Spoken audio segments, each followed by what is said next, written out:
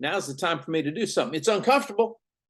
This ain't normal, but I'm going to give it a shot. And Jeff's right. You learn to find worth in yourself and be wild at it. We are shifting a lot of stuff in our life.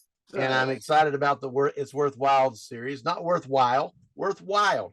Wow. You know, Troy's worth and I'm wild. So we're having a good time here talking about some I'm not as burly as you are. There you go. There you go. Listen to that. This first video of It's Worthwhile is about getting to know us, getting to know what we stand for, what we want to accomplish, where we've been, where we're going, and what our aim is in this series of what we're going to be talking about in regards to Main Street entrepreneurs and how it couples in and coincides and coagulates with the homesteading community, which I'm part of, as well as mine and Troy's background in the marketing industry. We've been in the marketing industry for many years. I respect him very highly, trust him. He's a dear brother. And Troy lives in Florida. I'm originally a Georgia boy. I used to live in Florida as well, but Troy lives in Florida. And I live in the western North Carolina mountains up here in the Appalachian Mountains. Everyone thinks I've gone off the deep end and gone into being a mountain hooger, crazy man in the mountains. And most of them are right. That's probably true. I'm not going to deny it. And but I can tell you, until they've tried it, they don't need to bash it, because I'm enjoying the nature. I'm enjoying the freedom. And I appreciate my friendship with Troy here as he lives down there on the islands and the beach and enjoys the beautiful scenery of the ocean, while I'm up here at higher elevation than he is. And I'm enjoying my life. He's enjoying his life, and we enjoy our brotherhood. So Troy, tell us, I'm going to put you on the spot here a little bit, because I'm going to curve this around. This is a lot about you. There's so many people who have, during the COVID season, which I think has happened now for almost 3 years. Yeah. I'll say 3 years, but not hardly. People changed. So many people changed. So many people's lives were turned around. They lived corporate, or they lived in a scenario where they were working in these large buildings full of populations of people. Companies were sending people home. Many of these people were sent home so long of a period of time they didn't want to go back.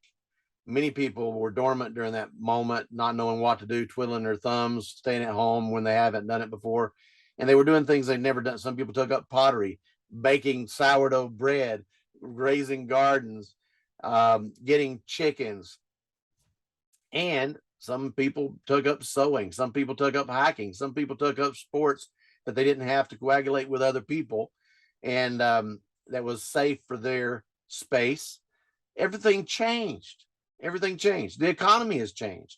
Everything around us has changed. But the entrepreneurs of Main Street, even though it went through a stressful period, tell us about how that connects with your history, what you've been doing over the last several years with the Main Street entrepreneurs. Tell us what Main Street Entrepreneurs stands for, and tell us what Troy Dooly stands for, because you obviously are an icon in the marketing industry. And I want everybody to get to know you just a little bit and how far we go back. Well, there you gave a lot there to try to cover, but I want to really hone in on something that you brought up, and that is the economy changed, or what we call Main Street changed, and that's really your middle America people. But in this case, Jeff, we've seen this go international. People that are on Main Street in all these different countries started to see a shift because they got locked down. You look at China, really the whole Asian area first started going into lockdown. And when you've got a city or an island like Hong Kong, or you've got China, which is so vast in its resources and its history of people, and you lock that down, then you have the emotional side, which you and I've talked about from that psychological standpoint. But then you have what are we going to do to support our family? What am I going to do to survive myself? How do I keep my hope alive? And we watched just a trend, really, where all of a sudden people stopped looking at what we might call a cottage industry or a side gig, I think is one of the modern terms they use now. They, instead of looking at that as, oh, well, that's good for somebody else, they started realizing, well, wait a minute, I like to sew. I like to tinker on motors. I want to learn how to do bees. That's one. I just love watching your videos on that. All of a sudden, people started to realize I can do stuff on my own. I don't have to rely on governments. I don't have to rely on the big corporations. Some people who were white collar started to realize they could freelance from home, and your big ones from Twitter to Google, all these giant companies, you know, they actually started getting a lot more productivity in some areas from people that were focusing in on home. Now, we should bring something up here. There is a downside to that. There are people with personalities that freak out if they don't have that interaction. If they're just by themselves and isolated, that can cause problems, especially if anywhere in their life, and you're more of an expert on this one than I am, but if anywhere in their life they were isolated, whether they were told to go to their room because of punishment, or some guys that were in jail, you know, that isolation caused them to have some different types of situations happen. But as we started to come back into a I guess we call it a post-COVID world, we found 40% of people did not want to go back to work. They wanted I like to do isolation. it at home. Do I what? like isolation. Yeah, I mean, I'm addicted to isolation. I love it. I love. well, look at, I mean, yeah, you are a prime example of that. It's like, wait a minute, you're not traveling around the world. No, I'm in my mountains and I can do my Zooms and I can run an international company and I'm good. We're seeing that happen, you know. And so I think, you know, I think the numbers are skewed when we look at some of these numbers that come out from these agencies. I don't think they're taking into account that during the height of COVID, we were having almost 500,000 brand new EIN numbers that were being applied for from the IRS. These are freelancers of a variety of kinds. I mean, they might be an LLC, they might have opened up a new business of some kind, they're working from home, but those are the people that we're seeing not wanting to go back to work. And then, Jeff, we have another type of person on Main Street that I call them the lottery mentality type people. They got free money from the government, and instead of investing it, putting it in the bank for a rainy day, starting a business, they spent it. And now they're looking at, oh man, inflation's hit us, maybe a recession's hit us. We don't know what we're going to do. And now we're seeing a whole new trickle effect of that, you know, not everything's positive. Sometimes there is a negative that we've got to learn to help people. But my goal, your goal, I think, is to be able to show people, if you're going off grid, if you're deciding, man, I want to make my small farm work for me, I want to be able to do something. And then they're a Main Street entrepreneur that's saying, well, I'm gonna launch a new business, maybe a new brick and mortar business, or I'm gonna do something. Those two can tie together. That's the way America was built. That's the way some of these other countries were built. And I think that's what we're going to be able to accomplish with people here on It's Worthwhile, because we're going to be able to give those people those ideas they need to move forward. Now, in the Main Street entrepreneur side of things, the first thing that comes to my mind when I think about Main Street entrepreneurs is I think about the fudge shop on the corner downtown, or the barbershop, or a little restaurant, or a clothing store, or maybe even a secondhand store. It could be so many. It's an endless list of things. It could be even the cabinet maker in the neighborhood in a rural area. It doesn't have to be Main Street downtown. Main Street entrepreneurship can be anywhere, and it also can be online business. Main Street entrepreneurship can be online business. So, and with technology where we're at today, I mean, let's face it.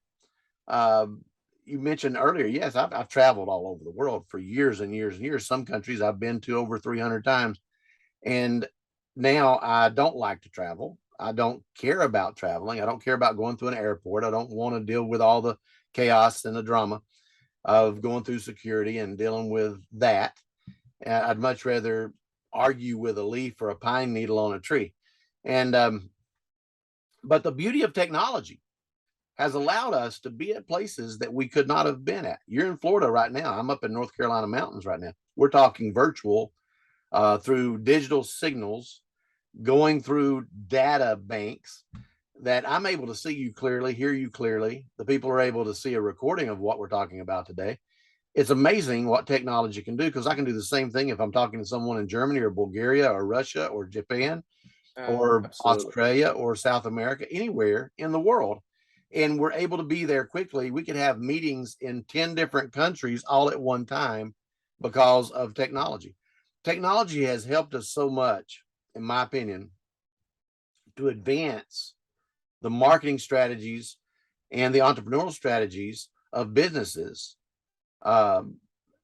based off of the fact that we can have communication that's sufficient, and we can get to places we could not have if we were still back in the horse and buggy days, right? We just could not do it. No, you hit on something here, because I've got a local buddy of mine. We eat breakfast about once a week. He owns a small company here on the island called Restoration Flooring.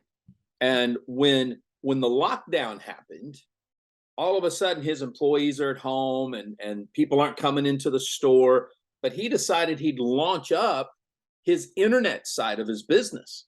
So his wife wanted to take that. She's run with it. In 2 years, almost 3 years now, they're doing as much on online sales as they're doing out of their showroom, because people that wanted to remodel versus building a new home are now being able to go onto his website, get the education. They have a live chat with people, or they'll do a Zoom and show them what they have so that they can buy it and have it shipped to their house. So what you're saying about technology, it's working. And that's why sometimes when people say, oh, brick and mortar's out, it's all internet. I don't think so. I think it's a mixture of what we see happening. And you take somebody that has a fudge shop as an example here. They are able, if they really want to, if they want to see how to bring revenue in, well, it would be real easy for them on their website to just do a few videos every now and then showing people how to make a special type of fudge, or answering questions to people who are buying ingredients from them. We couldn't do that in the old days. It'd take us months to get a letter on how to make fudge. You're hitting a nail on the head here. And even with many of us like me wanting to go back in time to where, and I don't say that lightly, go back in time, because I do. I want to go back to where things were simpler. I want to live a simpler life. But at the same time, I embrace technology. I embrace the benefit of technology, because it's important for farms like mine, as we grow into that organic certification. We talk about our journey. We talk about growing a garden, or raising chickens, or raising cattle, or pork, or lamb, or building a fence, or building a barn, or preserving our nature, going around and foraging mushrooms, cooking on an open fire, whatever we're doing. We're in an influencer world. Yeah. And that influencer world is what draws the traffic. We've spent so much time over the last 15 years with a discussion between social media influence combined with SEO. That's what people have done is, hey, we're in a rush hour. We're in a massive rush hour, backed up traffic. When you're on the internet, that's the case. Yeah. And the only way to get out of that rush hour is to get into the HOV lane. How do you get in that HOV lane?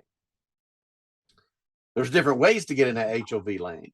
One of the ways, and let's break that down in what we're talking about here, whether it's Main Street entrepreneurship, whether it's the homestead community, the organic lifestyle community, marketing community.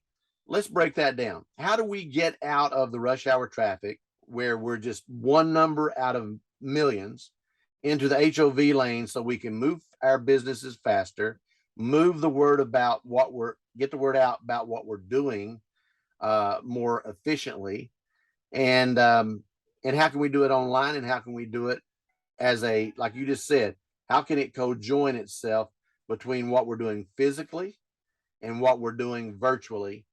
How can we enhance both? I think that is kind of where we're going to cap this out, going toward what this video is all about. And because you hit on something there. Yeah. hit on something, Jeff, because I think what happens is we're still, our minds are still trying to comprehend everything that's happened in the last 3 years. Mhm. And something that I watched you do when you made that decision and you called and said, look, I'm going to the homestead. I'm going to set up a new base. This is what I'm going to do. You had one specific task, and that was to be able to shift from city life back to the homestead life. One thing. And I think that anybody, whether it's Main Street, whether it's off grid, doesn't matter. They've got to find that one thing that's going to simplify their life. And I think too many times we're still being bombarded. Most people are picking up their phone, they're on social media, they're doing all, instead of saying, okay, I need to go old school. I need to write down exactly what it is I want to do and why I want to do that.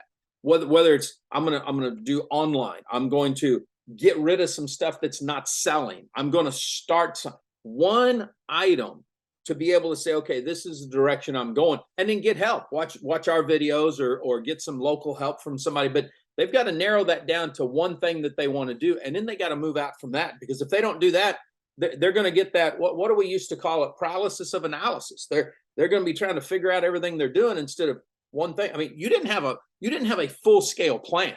You just said, I'm going back up there. I've got my pole barn. I can stay in there if I want to for a minute, and I'm going to start. And you just did it. And I think that's what other people got to do. You know, I've always been an outdoorsman. If I hadn't, I probably would have freaked out doing what I'd done, because I really did go to the extreme, you know, what I've done here. But you know, I've enjoyed it. I have enjoyed it. I have enjoyed every second of it. Whether it was the winter time or the summertime, it didn't matter what, fall, spring, seeing all the different seasonal changes, weighing through the storms, some of the craziest wind storms, lightning storms, snowstorms you can imagine. But the beauty of it is this: as I did all that, the homestead, the land, the mountain here, because 22 years ago I bought the whole side of one mountain, you know, but I bonded with the land. I bonded with the trees. I bonded with the dirt. I bonded with the skies. I bonded with the scenery, with the views. And I shared a lot of this online with a lot of people, you know, and I'm capturing what they're interested in. I'm capturing what catches their attention. What really turns them on is if I share a certain picture of a certain mushroom or a certain bark of a tree or certain sunset or sunrise or of my rooster crowing, whatever it may be. Tying the bond that I have, the love that I have for what I do, and finding where other people can love it too, is an important part of where we are in society nowadays. Is not all so complicated. I've been guilty of making life so complicated over the years, because I am an analysis paralysis kind of guy. I analyze everything. I dig into everything down to the nitty gritty. Heck, you're talking to someone who had a scholarship to become a medical doctor when I was younger, and I walked away from it because I wanted to do marketing and I wanted to do other things. I didn't want to be the medical doctor, even though I got a scholarship to go to medical school. Listen, we got to let these people know. I can put up a one sentence meme on Facebook, and you will write 16 paragraphs on what that one little sentence means. It's like, well, I don't know where he went in that direction, but okay, that's true. Yeah, you know, and my brain don't work in sentences; it works in paragraphs. Sometimes it works in entire chapters, and it doesn't stop. Everybody, and you know, that's the truth. Everyone's brain is different. Where my homestead is right here is I'm right next to the Appalachian Trail. I mean, it's literally right on the other side of the hill here. Okay. And it crosses from here straight across the ridge and then goes across the dam of Fontana Lake. Fontana Lake is the deepest lake on the east side of the United States. It has been for many, many, many years. So anyway, the Appalachian Trail crosses across the dam. So if you're standing on the dam, you're actually standing on the Appalachian Trail. The Appalachian Trail goes for over 2,000 miles from Georgia at Springer's Mountain all the way up into Maine, almost in the Canadian territory. and that's where it ends. And there's other trails that keep going, and there's other trails before the Appalachian Trail. I was sitting in a hamburger shop called Robin's Nest in Dahlonega, Georgia, and this guy comes walking through the door. Now, Ebby was a clean cut, well shaven, hair perfect doctor, medical doctor. So he goes on the Appalachian Trail and he comes back. He walks through the door of a Robin's Nest. I was sitting there eating a burger. He walks through the door, and here's this guy's got long hair, looked like Jesus with a long beard. And I looked at him and I says, Ebby, is that you? I mean, I hadn't seen him in like 7-8 months. And he smiled, and he had that certain smile. You know, he just had that certain smile. And when he smiled, I said, that's you, man, that's you. And so he came over and sat down next to me. He has gone on to set records. It became part of his life, this change, this reset in his life. It became part of his DNA. When you hike the Appalachian Trail, they give you a trail name. They gave him the trail name of Nimble Will Nomad. Nimble Will Nomad. And he went on to set records. He hiked the Appalachian Trail from beginning to end, which takes about 6 months or more. And then he turned around and came all the way back without stopping. And then he decided, I'm going to go all the way down to the Florida Keys and start at the very point. And I'm going to hike all the way up into the North Georgia area. And then I'm going to hike all the way up into Maine. I'm going to hike all the way up into Canada. And I'm going to set a record. He did that too. Not only did he do that, but he hiked from East Coast to West Coast to East Coast. He did that. And then he hiked the Continental Divide Trail that goes from Mexico up into Canada and back. He did both of those and broke his leg one time on that one, falling off of a cliff. And then as soon as his leg would heal enough to get the cast off, and he was in his 70s, he went back and finished it. This guy has written books. He speaks all over the place. He left his typical, average, normal, I'm a doctor life, and did the reset and became the happiest person he's ever been in his life. I knew another guy that was a major land developer that did the same kind of thing, not the exact same thing. The stressful life of being a land developer. And then all of a sudden, me and some other guys that were friends of his, we couldn't find him. We couldn't figure out where he went. But he had always talked about a certain hot dog he loved up in Chicago. You know what he did? Is he opened up a little Chicago food truck stand, whatever you want to call it, little trailer on the side of the highway. The guy that was not in need of money. But he enjoyed people, and he stands on the side of the street with his cart with his hot dogs and makes his bratwurst and his hot dogs and what have you, and he serves people on the street because that's what he loves, because it brings back his childhood memories. People are resetting, and they don't care if people are talking negative about them if they don't understand what they're doing. And Troy, you know, there's been people talk negative about me. Jeff left the golf course. He left the gated, guarded community. He left the nice home in the suburb, and he went up into the western North Carolina Appalachian Mountains, and he's living like a mountain man, and he's letting his beard grow out, and he's taking a bath sometimes outside, and he's enjoying the nature. He's gone off the deep end. People are resetting, and they're not doing it like the norm. And some of us don't care if people are talking about us, because our clarity of our path of where we're going is more clear now to us than it was while we were there, saying hello to our neighbors, turning around in their daily walk with their poodles in our neighborhood when they're walking their dog across our front lawn.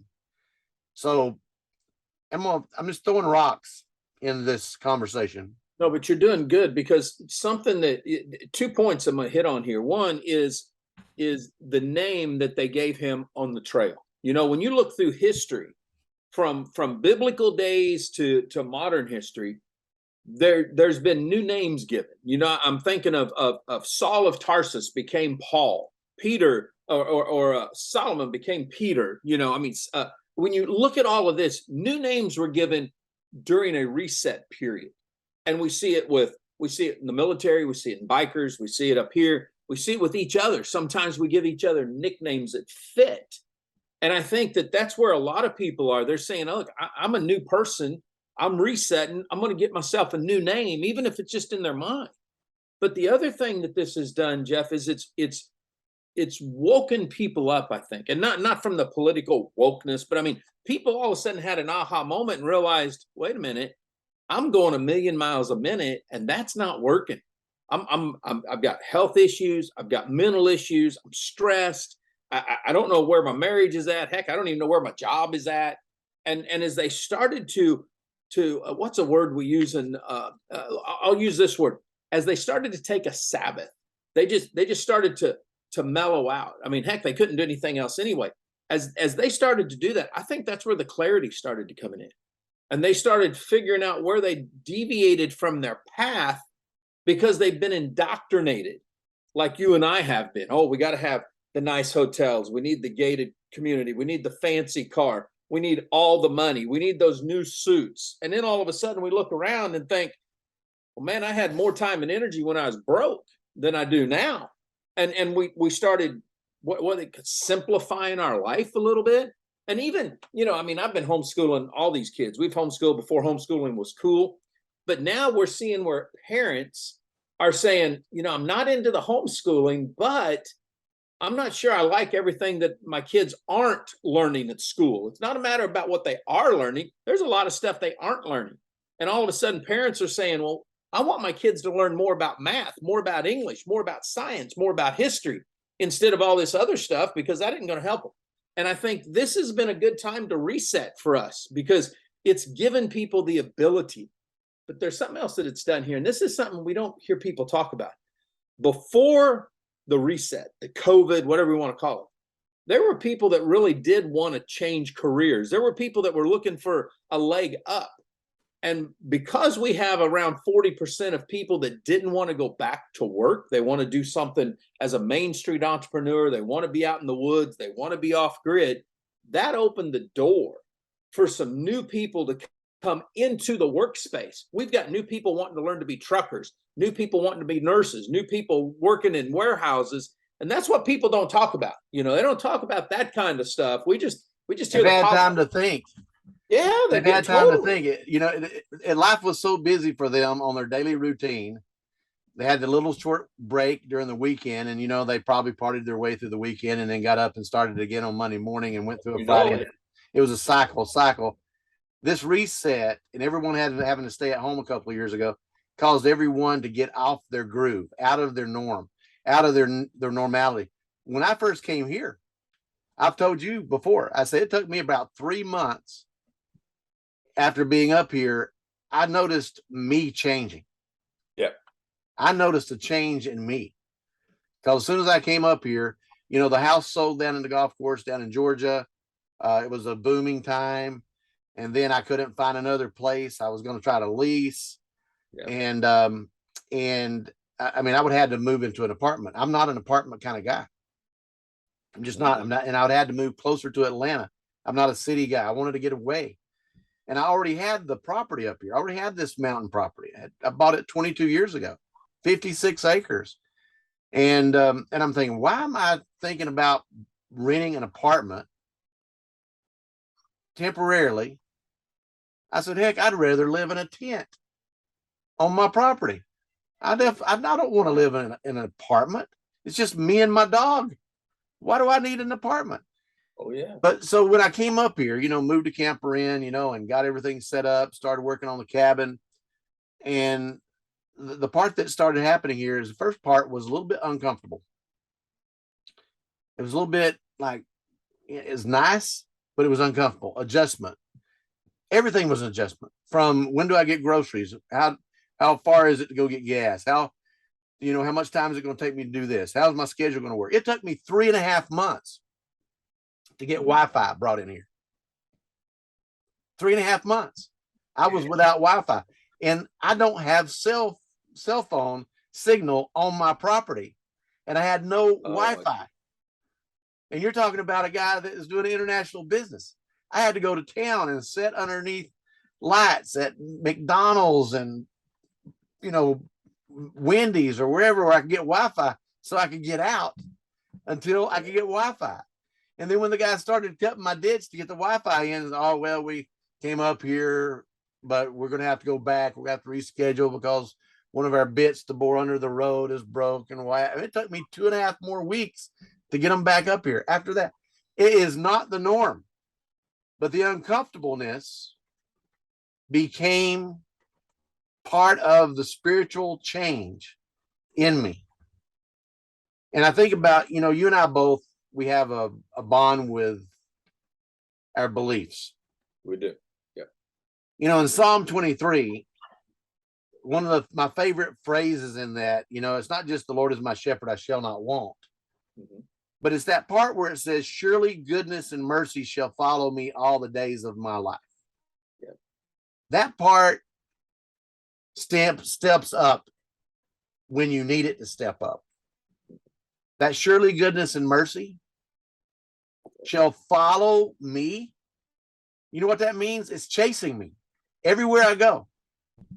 I can't get away from it. I can't hide from it. And I'm okay with that.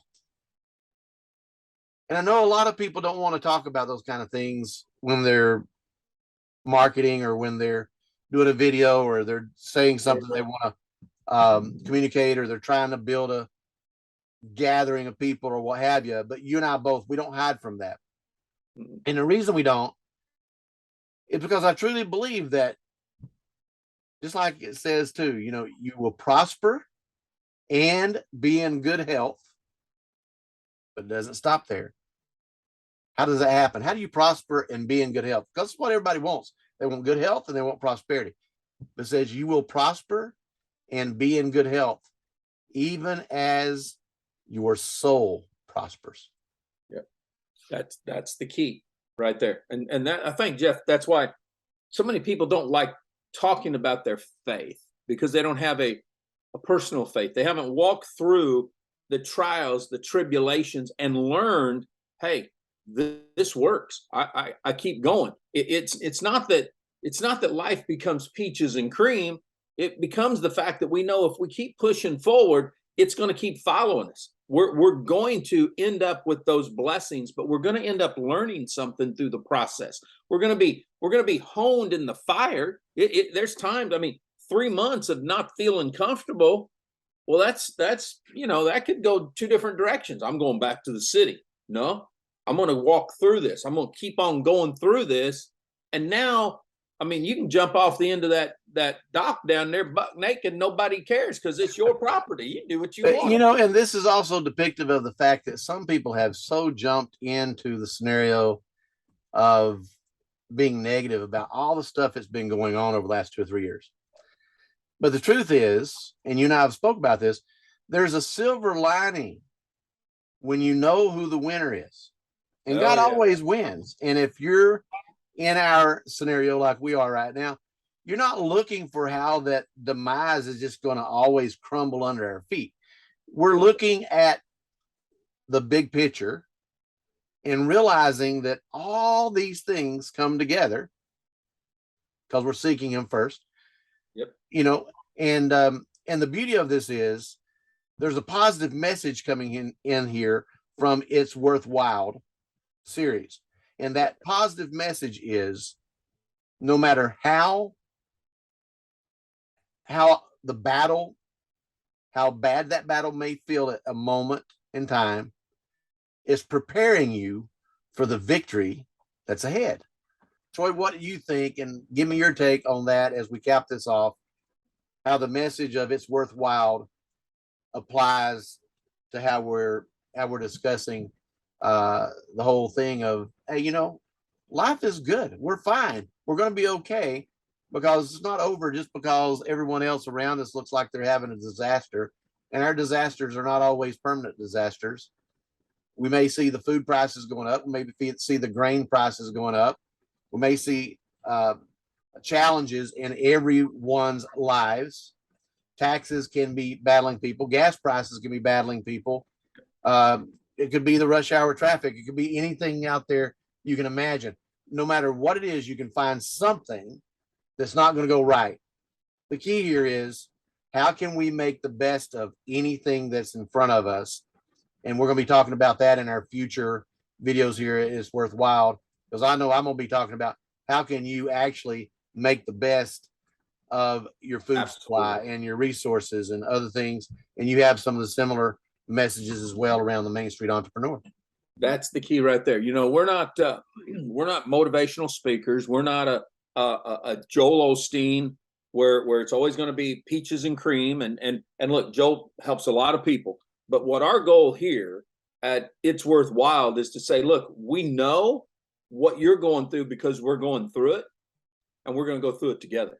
And we're going to find the solutions through it. We're not just going to say, poor me, I'm going to wait on the government. I'm going to wait for this. I'm going to do what? No, we're going to say, what are we going to do to pick ourselves up and do this together? Because at least this country, and from what I've seen in history, most other countries were men and women who said, I'm not going to take this lying down. I'm going to figure this out. I'm going to come together as a community, and we're going to build off of it. And that's what we're going to do. We're going to build here to say, look, it isn't about city folk or suburban folk or country folk.